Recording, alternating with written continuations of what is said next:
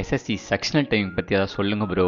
எப்படி ப்ரோ மேக்ஸில் 25 கொஷினை 15 நிமிஷத்தை சால்வ் பண்ணுறது அப்படின்னு எனக்கு டிஎம் பண்ணி கேட்குறீங்க.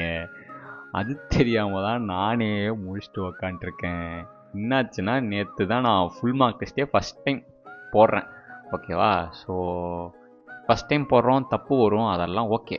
பட் மேக்ஸில் 10 கொஷினாக நான் பார்த்தனே, அதாவது 10 கொஷினாக அட்டன் பண்ணேன். 11 கொஷின் போகும்போதே வந்து செக்ஷன் முடிஞ்சிச்சு. ஸோ நேற்று போட ஆரம்பித்ததுலேருந்து, மார்க் போட ஆரம்பித்ததுலேருந்து ஒரே மண்டலம் எனக்கு வந்து சூடாகுது. எனக்கு ஒரு மாதிரி படிக்கவே எனக்கு வந்து இன்ட்ரெஸ்டே வரல அந்த மார்க் போட ஆரம்பித்ததுலேருந்து.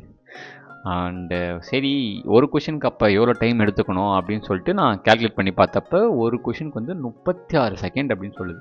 அண்டு நீங்கள் கொஷின் பார்த்து அதை அனலைஸ் பண்ணுறதுக்கே ஒரு 10 செகண்ட் போயிடும். மிச்சம் பேப்பரில் உங்களுக்கு இருக்க போது வெறும் 26 செகண்ட் தான்.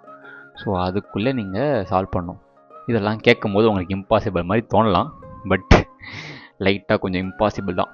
பட் உங்களுக்கு கான்செப்ட்ஸ்லாம் ஃபிங்கர் டிப்ஸில் இருக்குது, கேல்குலேஷன் ஃபிங்கர் டிப்ஸில் இருக்குன்னா சில பேரால் முடியும்.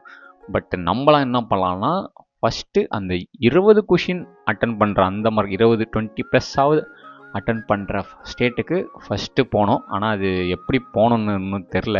அது நானும் இனிமேட்டு தான் ப்ராக்டிஸ் பண்ணணும், பார்க்கணும்.